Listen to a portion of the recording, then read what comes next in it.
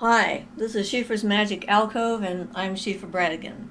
So, I'd like to go over the concept of creating your own reality. I think we've covered part of this subject in a previous video, but it seems it's a good subject and it's worthwhile going over some of the basics of it again. I understand and noticed from the things that I read online and from what people say that one of the concepts of creating your own reality seems to have to do with the idea that whatever it is you can think of, if you can think of it hard enough, will become real. This is not what creating your own reality means to me. Because reality exists whether we accept it, acknowledge it, or interact with it or not. Physical reality is real. It's just there.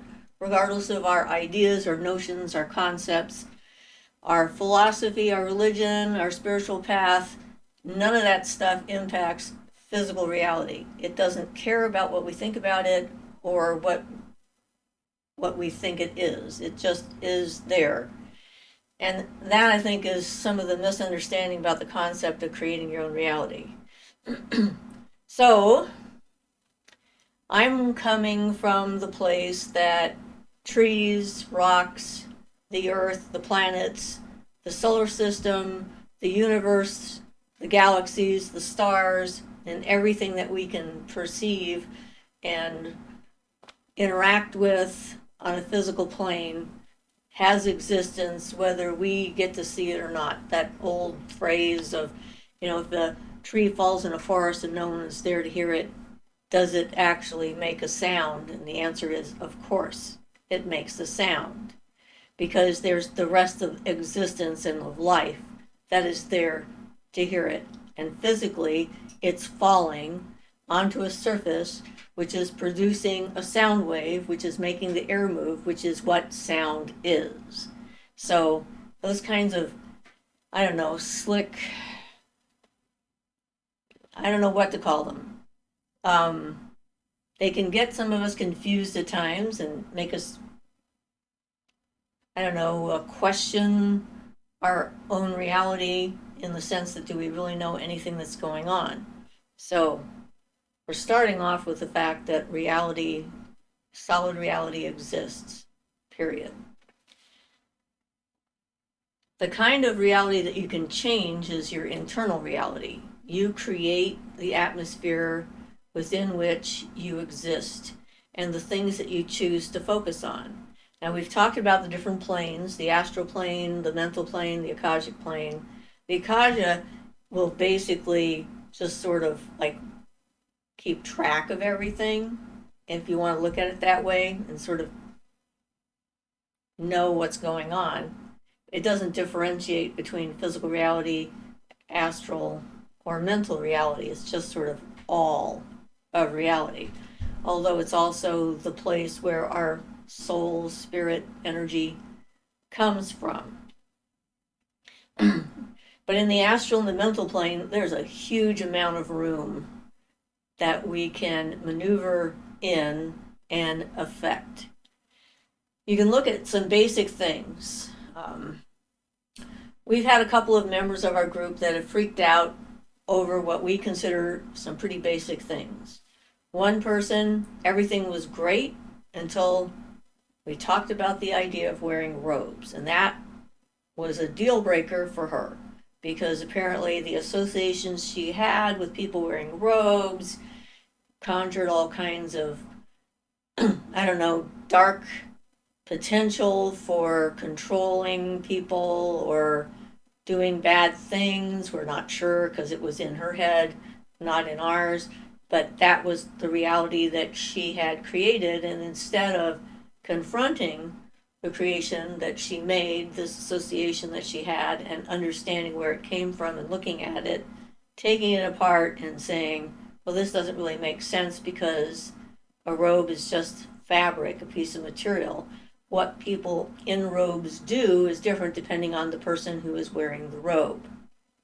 But that wasn't something she was, at that point at least in time, ready or willing to evaluate. We had another member who freaked out when she discovered that we used black candles. She had a really strong association of evil with black candles. And instead of looking at where does this association come from, what kind of shows or ideas or philosophies or quote unquote truths had she been exposed to when she was young, is this really true? A black candle is just a candle that happens to be black. And again, it's what the person does with a black candle that might determine whether it was a good thing or a bad thing. And even a good thing or a bad thing might depend upon the circumstances of using said thing. So it's not like this is what it means. We recently came across the same notion when we went and got our new bunny, because this bunny has mostly a lot of red in his eyes. And even my granddaughter had a initial visceral reaction to the fact that the bunny had red eyes. And we realized, of course, pretty quickly that that is one of those common tools of, I don't know, horror flicks, that red eyes mean devil eyes, mean evil eyes, mean bad, and, supernatural, suspicious, etc., etc. And in reality, of course, it has nothing whatsoever to do with the nature of a bunny rabbit and whether the bunny is a good bunny or a bad bunny. It's a white bunny, and white bunnies have reddish eyes. And she was interested in the fact that she had a little bit of that inside that she didn't realize was there until she saw the bunny. So a lot of times we have these unconscious determinators about reality and what is, judgment calls about good and bad that never come up for us until a specific situation, and then it's there in front of us. So the thing to do is, if you have that kind of like visceral reaction to something, oh, that's bad, look at why. First, check it out. Check into the reasons why it's like it the way it is, or why you think that that's a bad thing. Where did that come from? From all the horror flicks you saw when you were a kid, from the religion you were raised in that said red is evil, and so red eyes must be bad, etc., etc. So when this comes down to anything that we're doing, whatever it happens to be, so if you are, for example, we had somebody who on one of our live shows said that she had no trouble opening up a portal, but it was very difficult for her to close a portal. And I'm like, there's no reason why it should be harder to close a portal than to open a portal, except for in your head. You've decided that this is more difficult. And so this person is feeding the notion that this is hard to do. And when it comes to doing magic and stuff like that, it's like, that is so at the core of what we do. Our belief that something is hard to do feeds the energy in the astral and the mental planes, and we're energizing this notion that we have that makes it hard to do, especially when we're working with non-physical reality. Now, if someone said it was hard for them to play a piano, I would believe it, because they maybe have never taken a lesson or they don't have a natural gift for it. But that doesn't mean someone can't improve their ability to play a piano if they choose to put the energy forth into learning how to do it more effectively or properly or what have you. But, first you have to have an interest. So whatever it is that we're doing, whether when we're telling ourselves these narratives, and we're giving them life, and feeding them. We're feeding these narratives and giving them life. And if it's a notion, let's say, that we're living in the matrix and that all of reality is a virtual experiment from some people in the future, that one seems like a really bad idea to me, personally. Because that means that if you believe that and put all your energy into that, that means that the things that we see don't have any validity. They have no substance. They aren't real. Therefore, there's no reason that we have to take care of them. If only certain people who exist are actually true people, and some of them are non-playing characters, NPCs. If you harm an NPC, then it doesn't matter because you don't think that they're real. This is bad thinking. This is a bad approach to reality, to living, to having a life, to existence, to being able to be productive in society or even safe, because you're creating this like conflict inside of yourself and then you don't know what to think. So personally, I just reject that whole thing out of hand.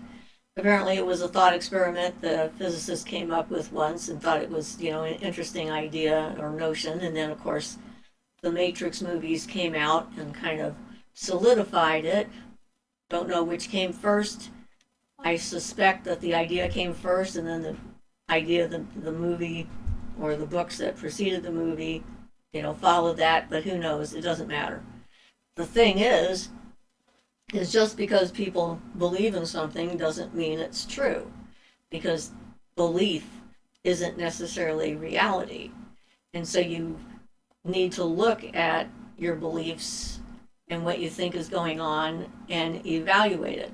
Like some of the beliefs that I had when I was younger, one, for example, that I was responsible for the whole planet, and if the world was destroyed, it would be my fault. Being able to get to the point where I could recognize the fact that I was only responsible for my part was a huge relief. Up until then, however, I was under a huge amount of stress, which brings up the idea of the apocalyptic vision of the future, which is feeding a thought form, an idea, which so many different groups and people are feeding. It worries me, frankly. So think about the things that you're putting energy into and what you're feeding, and what would happen if what you fed became true. And is it helping the life that you're in right now? Or is it making you a better person? Is it making it easier for you to communicate with other people, to interact with reality and the life that you find yourself in? Are you just trying to check out and find a reason why checking out is okay? I don't understand people wanting the world to end. And so many different groups of people, and it's not just Christians and Muslims in their, that scenario. But I've heard a lot of pagans and different groups saying exactly the same thing. And they all seem to have a similar thread through them, in that whoever it is imagining that the world is going to come to an end, they are the member of a special group that won't, and that they will survive and they will reseed the world or save the world, or recreate a better society and get rid of all the problems that we have. A pipe dream. Because reality is a lot more complicated than that, and everything and every issue that exists is more than just one side and another side. There's multiple facets to everything that's there. So if you're going to have a good life and you're going to do effective magic and effective work on yourself, you need to focus on your part, not feed these terrifying scenarios and hope that they're going to happen. That's just very strange to me. I think about all those people that are hoping that I'm going to die a horrible death, go to hell for all eternity. Is like thinking about the thoughts that they're having, and what does that mean? It's filled with hate, it's filled with distrust, it's filled with judgment and criticism. Not a very positive approach to being alive. One of the reasons why I became a pagan in the first place was because nature is why I exist. I'm part of nature. I live in a world that is filled with nature. I've discovered that other kinds of nature have consciousness that I wasn't aware of in the beginning. That there's an essence and energy to life and life force and so forth that I can participate in and become a part of, then I'm not separated from and alone. And people tend to join groups in an attempt to not feel alone. And these groups try to make you feel special. You know, you're from space, you're from a star system, you're from an ancient race that used to inhabit the earth, you're from the past coming into the future, there's something about you that's different from everybody else. Isn't that fantastic? And you're here to do something important because we all want to have purpose. And without evaluating what that means, what does that mean for everybody else? It most of the ones that I've seen puts you in a position of thinking you're superior to other people, which I don't think is a good attitude to have. That doesn't mean that you can't do certain things better than someone else. Not everyone is equal in the respect of the skills and abilities that they have. There's always going to be differences. Some people are natural musicians, some people are natural poets, some people are natural painters, some people are natural scientists. I mean, and that's all fantastic. So difference isn't the issue, it's thinking that the group that you align yourself with is better than any other group that's out there. That's the problem, because the whole point of this, diversity is nature. Nature is all about diversity. It has how many different species of birds, how many species of ants, how many species of deer, how many species of everything that exists. There are always variety, and variety is the thing that allows life to continue.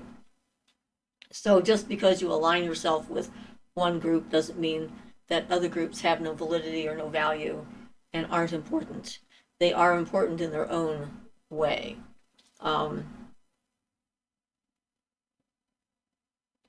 So in the magical realm, in feeding things, I notice this a lot in the paranormal investigations and work that I do, that the individuals who live in a house very quickly determine what kind of phenomenon they're going to experience. And if they have a fear-based reaction to what is happening to them or happening around them, it turns into whatever their worst fear happens to be. A lot of times their worst fear is Christian-based, it's a demon, and that's what's going on, and they won't listen to anyone telling them otherwise. I've had a few cases where I've gone in and said, okay, this is like a person that died here who doesn't know they're dead, and I can help cross them over, and they won't listen to anything I say because they have determined that what's happening here is there's a demonic presence that's trying to destroy them, and they need to battle with it. And then there's nothing I can do because they won't let me go in. And then their anxiety and fear becomes a reality because these are thought forms on the mental plane or forms on the astral plane, and they feed it with their anxieties, their expectations, and everything else. And this is true of everything that's out there. So if you have a tendency, let's say, to catastrophize when something happens to your body, and you're always imagining the worst thing is going to be the thing that happens, even if it doesn't happen over and over and over again, you're still feeding that notion that something terrible is going to happen to you, and you keep pushing that energy forward until you reach a time when something happens, and then you go like, yeah, I knew I was right. That's going to happen. I knew I was doomed. But if you change your attitude, even if the thing that happens, when you get to it, you're in a completely different state of being. Your mind is in a different place. You're calmer. You've had life up until that moment when something terrible happens that might take you out, but you've had a fulfilling existence. So it's not like a fulfillment of a dire prophecy so much as just the end result of the happenstance of being in the body you're in. And the life comparison between those two energetically is extreme. One person is filled with fear and anxiety all the time and is always looking out for, the shoe to drop. And I know that one because I had that one for a long time. And the other one is being in the moment and appreciating what they have and what is in front of them and the people that are around them and being fully engaged in the process of being alive. So, which one is better? It seems obvious to me that the one where you're engaged in your life and focused on what's happening, both positive and negative, but in the moment, and not collecting data to prove an an anxiety or a fear, is a better existence. And if they both have exactly the same end, why bother with the one filled with anxiety? Because the one not filled with anxiety is a lot nicer to have. That's my practical side. So when you're doing spell work and working with things that are less tangible than physical reality, how you feel and what you think become extremely important with how the results are in physical reality. How that manifests in your life, how that manifests around you. So like the people in the house who decide that they are being harassed by a demon are filled with fear, anxiety, trepidation, have wounds on their body. I mean, all kinds of terrible things might happen to them, and not that those things weren't real. But if the same situation with a different group of people who were like, okay, I'm not going to feed this, whatever it is, I'm going to call in an expert, find out what's going on, I'll let it go, instead of becoming attached to it and pull it with me into this miasma of fear and anxiety. And then I can move on from it and do something else and be somewhere else. Yeah, it's an interesting conundrum, and it's going through my first stages of healing in psychology and so forth. One of the things they talked about was identifying the assumptions you've made about how the world works. And of course, I've shared some of those assumptions, like I was intrinsically evil, something was seriously wrong with me, there would be nothing I could do about it, eventually it would come out and destroy my world. Not a very good assumption about reality. And if you have an assumption like that, you have to find ways to test that assumption to prove to yourself that it's not true. So then you have to focus on the things that are working rather than focusing on the things that aren't working, so that you can balance them out and get to a more neutral place. I sort of thought of it like when I first started my therapy, one of the images I had like a swimming pool full of shit, and I had a bucket full of jewels. And by the time I was finished, they had switched. So I had a swimming pool full of jewels and only a bucket full of shit, because there's always stuff to work through. That's a never-ending process, and that's okay. That's part of being alive. Not something to like throw up your arms and say, I have failed because I'm not perfect and my life isn't perfect. It's messy, that's the way life is. But in order to get there, I had to like go through the pile, and I had to identify the things that were in it and figure out why they weren't true. I used to think bad weather was my fault. I had all sorts of notions in my head that were clearly wrong. Even though I came in with a lot of extreme gifts that didn't stop that other stuff from happening, from being in a toxic and dysfunctional family with torture and so forth that happened when I was a kid. If that's the kind of life you're coming from, there's a lot of things to undo and then to redo and put back in the different configurations so that you can enjoy life going forward instead of being dragged through the muck over and over again and back into the past and not being able to change your perspective. So being open-minded about change is a good thing, but not falling for whatever fancy story first comes your way that tells you that you're special and that you have a mission. I was on a list at some point. I got on some mailing list that was quite spectacular. Started off as a psychic mailing list. I got every psychic in Los Angeles or whatever was sending me a letter and telling me I was going to miss my lucky days, suggested I was having problems with money, relationships, etc., etc., etc.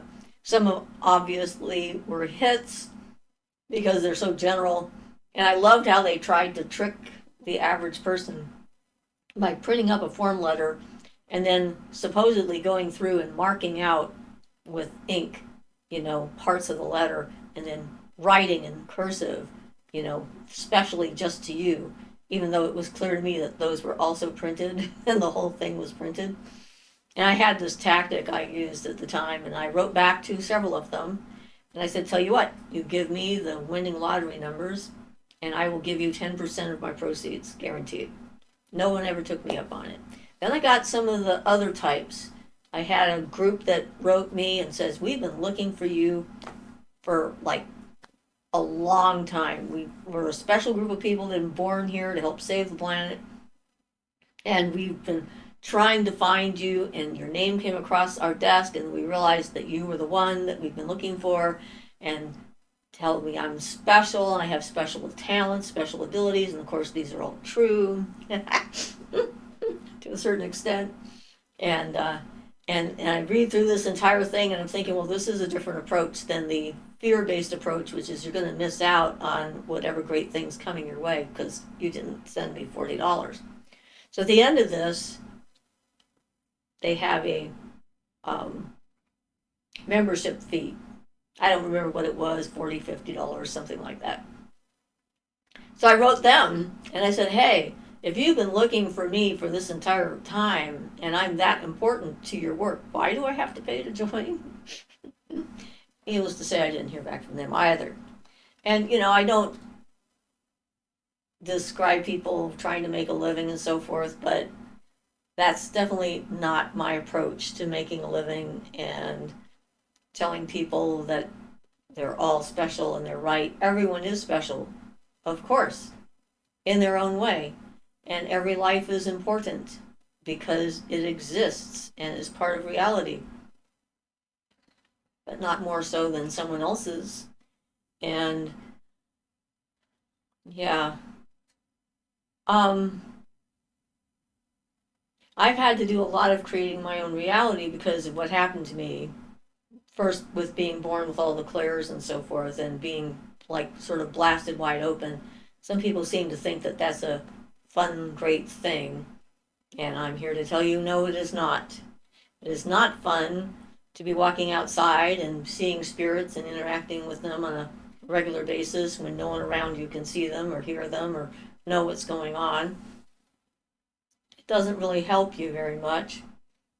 It's not fun to be able to read people's minds and to know what they're thinking, to walk down the street and know what people are fighting about and what they're hiding from each other that are living in your neighborhood.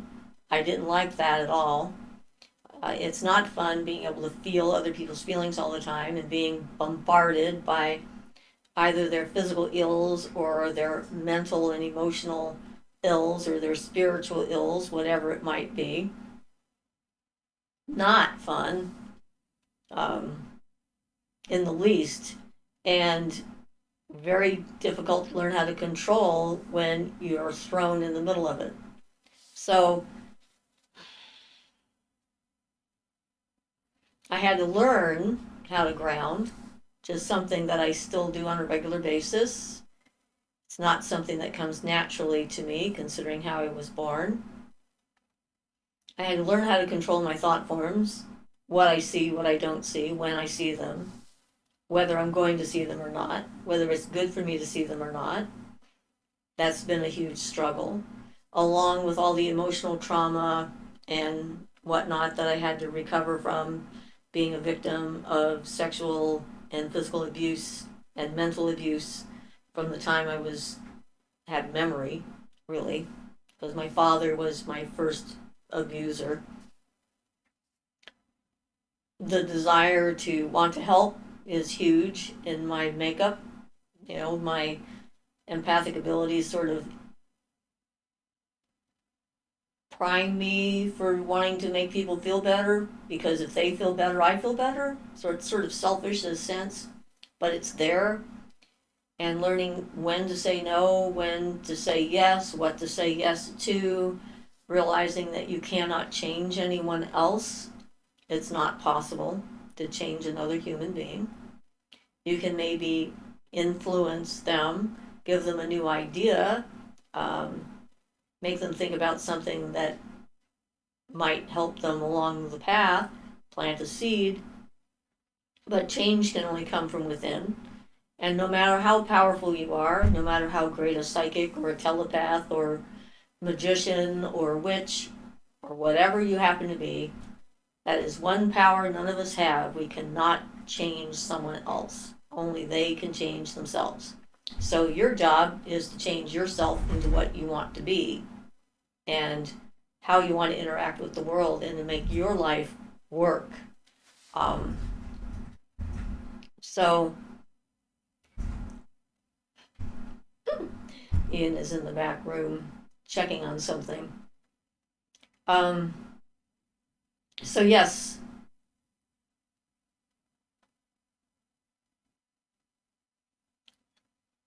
working with deities, not working with deities, both work fine for a lot of people, not an issue. Being focused on the positive versus the negative, but not ignoring the negative so that you don't know that it exists, so it doesn't like become a problem and surprise you. Ha ha! So, being self aware and seeing the situations for what they are, learning what red flags there are in other people's behavior, because not everyone is nice, regardless of whether or not I think that they deserve to be alive. Some of them are dangerous, a fair number of them are dangerous, and since you can't change them, what you can change is your vulnerability to their tactics. If somebody wants you to pay $33,000 for a class, run the other way. No one is worth that much money. I don't care what they're promising. If someone says they can just do something by thinking at you and turn you into a completely different person, that's a lie. That's a red flag. Only you can change yourself, and it usually takes time and effort. It's not something that happens overnight. There's no magic potion or magic spell that will instantly turn you into a better person. It may make you feel better about yourself, which is a good thing. And you can certainly use magic to help with that, to strengthen your psyche and strengthen your boundaries and your sense of self, and keep you in your life better and that kind of thing. But there's no single spell or single act that will make all of your troubles go away. Changing your attitude towards things that bother you is the only thing that works. Changing your reaction to the life that you have, choosing what parts you're going to interact with and what parts you're going to leave behind and not feed any energy into, that's how you create your own reality. And then you can become happy with the results. Life is full of challenges. If you see challenges as failure, that's one attitude. If you see challenges as just there's things in the road, this road has some potholes in it, I can fill the pothole, I can go around the pothole, I can jump across the pothole, I can turn around and go back and take a different road. But these are all choices that we can make. And again, in creating our own reality, that's what we're doing. Every choice we make helps to create the reality in the future that we're going to experience. That's why integrity and honesty is important to me, because I know how those choices can affect my relationship with the universe and with life and the life force and all the people that are around me. If I know I'm doing my best, then if I fail, I can learn something from my mistake and then maybe do better next time. But if I think I can't fail unless there's some large force out there trying to stop me and then I fail, then I'm doomed. So, really, it's very important to think about what narratives you've adopted and what they mean to you and what they mean for the greater whole of your life, your community, how you're going to react to certain stimulus, to become a conscious co-creator of your own existence. Not an easy task, but well worth it. So I'm thinking that's probably enough on the basics of this, and hopefully this will generate some questions. But remember, ideas that you have about reality are just that, unless they're proven. They're just ideas.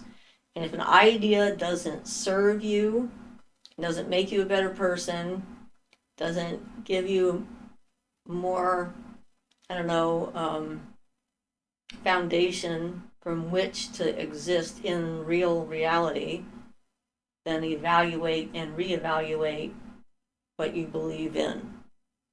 Because we can change our beliefs.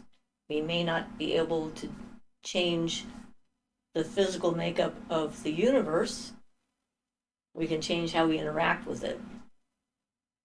So, yeah, the trees would not like it if I changed their reality. Which unfortunately we do. Like by cutting them down, we change their reality rather permanently. But still. So just think about the bigger picture and try and logic out the results of whatever belief system you have. And decide if it's worth your while and worth your time to keep on putting energy into. And remember that you create your reality by what you're afraid of or by what you enjoy and love. Choose wisely. So, this has been Siofra's Magic Alcove, and I'm Siofra Bradigan. Blessed be.